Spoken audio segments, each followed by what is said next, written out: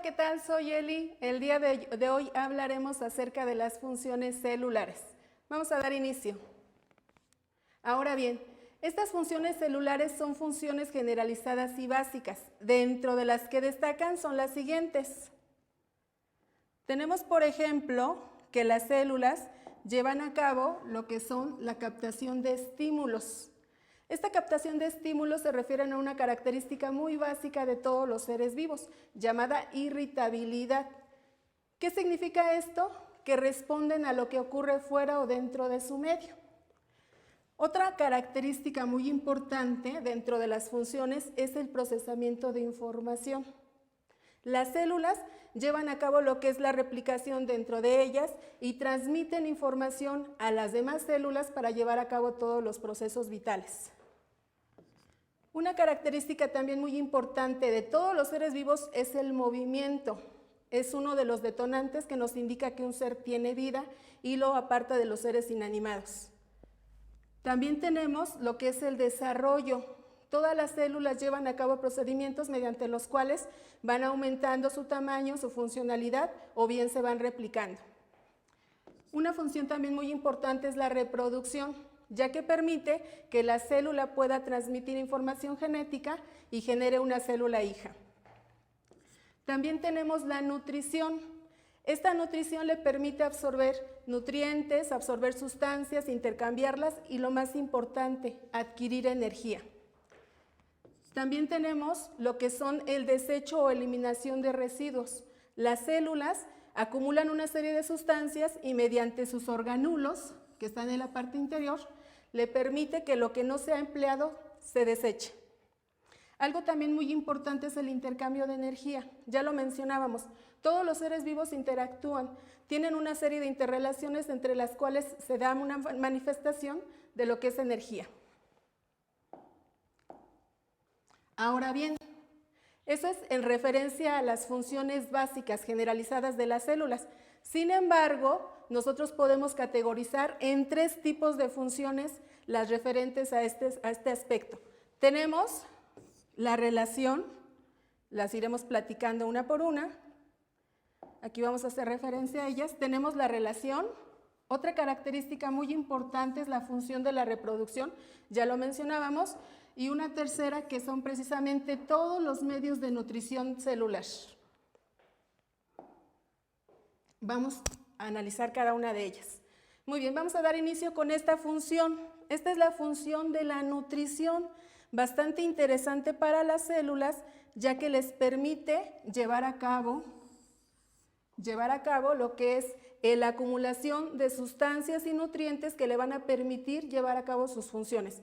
Por ejemplo, aquí tenemos que hay presencia de materia y energía. Esta materia, esta energía, la absorbe del medio en el cual está incrustada. También tenemos lo que es la ingestión. Hay que recordar que los organismos vivos requieren nutrirse para poder realizar sus actividades. Una vez que se llevan a cabo todos los procesos nutricionales en el interior, en los organulos, ¿qué va a suceder? Se presenta una serie de reacciones químicas. Estas reacciones químicas están conocidas como metabolismo, ¿sí? Ahora bien, estas reacciones tienden a cambiar con el tiempo. Depende de la madurez de la célula, depende si es una célula adulta, y estos movimientos y estas situaciones de lo que es la obtención de la materia y energía, a la larga van siendo más lentas. Una vez que aprovecha la materia que está en su interior, vienen las sustancias de excreción, que es precisamente todas aquellas sustancias que ya no le son útiles, las va a desechar.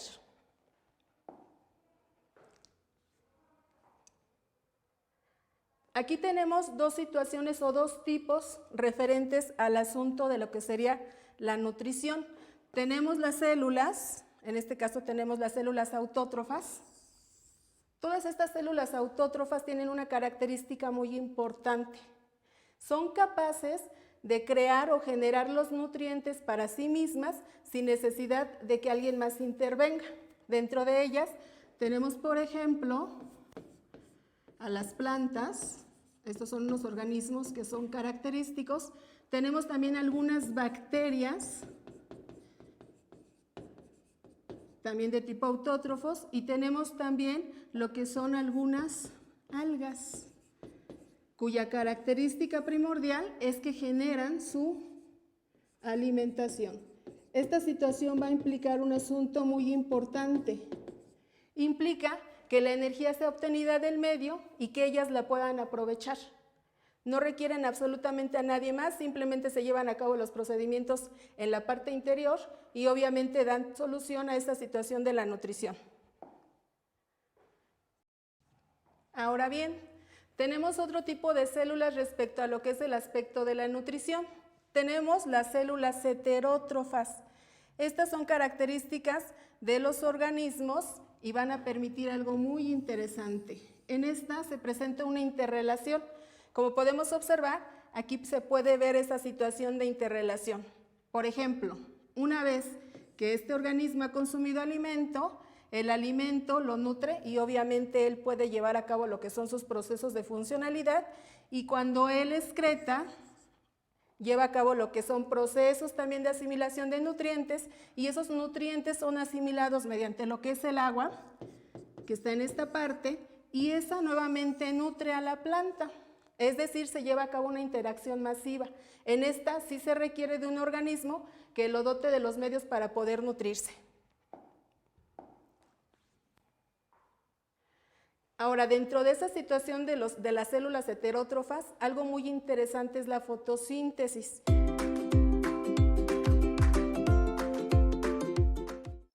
Eli, en esta parte es importante que realicemos una retroalimentación de las generalidades de la fotosíntesis. Esta es efectuada en las hojas de las plantas verdes. A través de la clorofila captan la energía luminosa del sol, la cual es convertida en energía química almacenada en las moléculas de agua.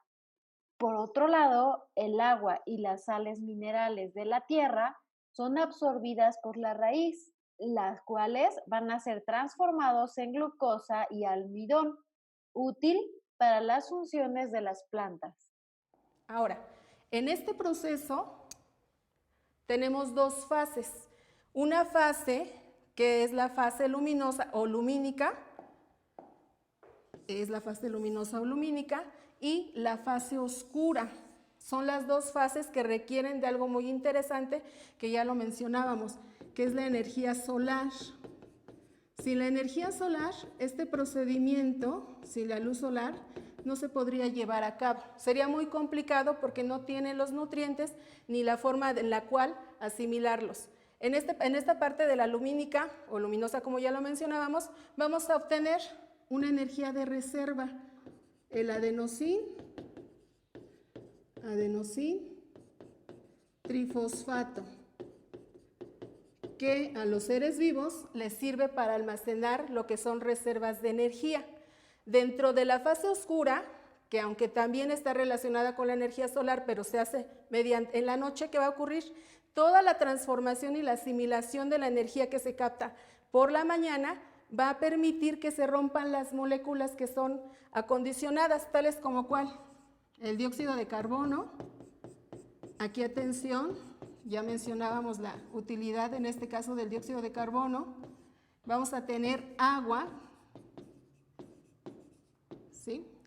Y lo que es glucosa, la glucosa hay que recordar que también fundamental para lo que es la energía de los seres vivos, ya que todos los nutrientes, todos los alimentos ingresan al organismo y después son transformadas en glucosa. Esto va a permitir que el ser vivo tenga energía. Ahora, dentro de toda esta serie de reacciones tenemos algo muy interesante que son las de metabolismo. El metabolismo celular son una serie de reacciones químicas que son llevadas a cabo mediante lo que son catalizadores biológicos. Vamos a analizar. El metabolismo está constituido por dos funciones. Una es aquí lo vamos a anotar, uno es el catabolismo y el otro es aquí lo vamos a poner, catabolismo, y otra es el anabolismo.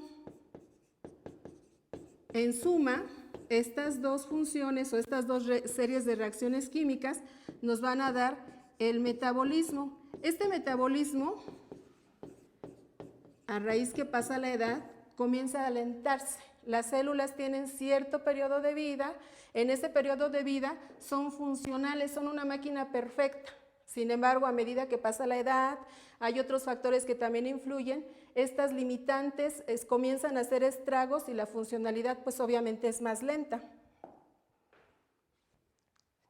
El catabolismo celular, tenemos un ejemplo muy característico e interesante, la fermentación. ¿Qué es la fermentación? Pues la fermentación es un tipo de respiración anaerobia. ¿Qué quiere decir esto? Pues que no requiere oxígeno, se puede llevar a cabo en un lugar aislado, se puede llevar a cabo sin la presencia de aire. ¿Por qué razón? Porque no requerimos oxígeno. Esto se puede presentar, por ejemplo, dentro de los intestinos de un organismo que se ha muerto y comienza a acumular gases en su interior. Esos gases son productos de la fermentación. Este proceso de fermentación es fundamental para llevar a cabo muchos procesos en la industria, sobre todo en la industria alimenticia. ¿Sí? Ahí podemos observar el ejemplo. Nos da un procesamiento mediante lo cual es la fermentación de cebada que nos va a producir cerveza. Ahora, este tipo de fermentaciones tienen varias categorías. Aquí nuevamente tenemos un esquemita dentro del cual se puede ver el procesamiento, todo absolutamente cada uno de los pasos en los cuales en contenedores aislados y apartados se va generando lo que es la fermentación de la cebada y pues nos produce la cerveza.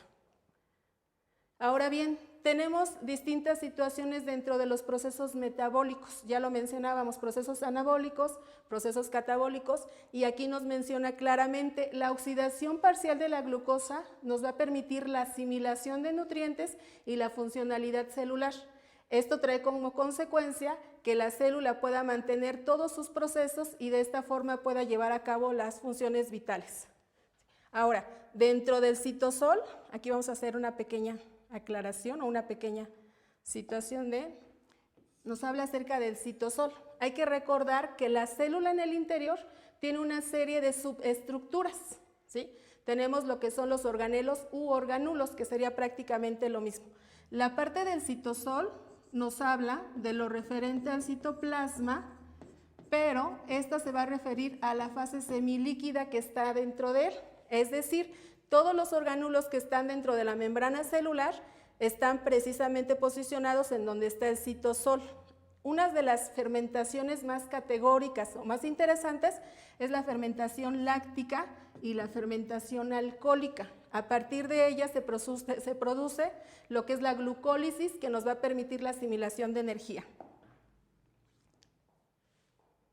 Ahora, viene una función también muy interesante y gracias a ella tenemos la generación de vida, es la reproducción celular. Ahora tenemos dos tipos de células interesantes para el estudio, que ya las habíamos mencionado, que son las células procariotas, que ya mencionábamos que el término pro quiere decir antes de, es decir, son células que carecen de núcleo, y tenemos a las células eucariotas. ¿Qué va a pasar con esta situación? En cuanto a las células procariotas, debido a que son células más primitivas, es muy fácil su replicación. Este tipo de células son muy características, por ejemplo, en las bacterias. Aquí tenemos que se pueden dividir o se pueden reproducir mediante lo que es división simple o bien bipartición. Es decir, tenemos una célula, esta célula comienza a alargarse de tal forma que se produce una partición y ahora tenemos dos células totalmente idénticas. Ahora, dentro de lo que son las células eucariotas, que ya decíamos que estas sí tienen un núcleo, el cual está bien definido y en cuyo interior hay un núcleo, lo que es el centro de mando, se van a replicar o van a generarse por dos situaciones de funciones, la función de la mitosis y la función de la meiosis. Atención aquí, la mitosis nos permite la generación de lo que son células somáticas, ¿sí? Mientras que la meiosis nos permite la generación de gónadas, ¿sí? Recordemos que la meiosis nos va a permitir entonces tener la generación de lo que son en el hombre las células que van a permitir lo que son los espermatozoides y en la mujer sería el óvulo. Serían esas las gónadas que estamos pretendiendo ahí. Y aquí podemos ver cómo se lleva a cabo un proceso de mitosis. Aquí vamos a anotarle para que no se les olvide. Más adelante lo retomamos porque evidentemente es un tema de muchísimo análisis, sin embargo, pues vamos ahí hablando acerca de esta situación, ¿sale? Entonces, dentro de la mitosis hay diversas fases que lo que permiten es la replicación de una célula hija totalmente idéntica. A partir de una sola célula, ¿qué va a suceder? Se van comenzando a producir lo que son las fases de tal forma que se va a lograr tener una célula hija. Ya hablaremos en otra ocasión de ese tema. Por lo pronto, nos vemos.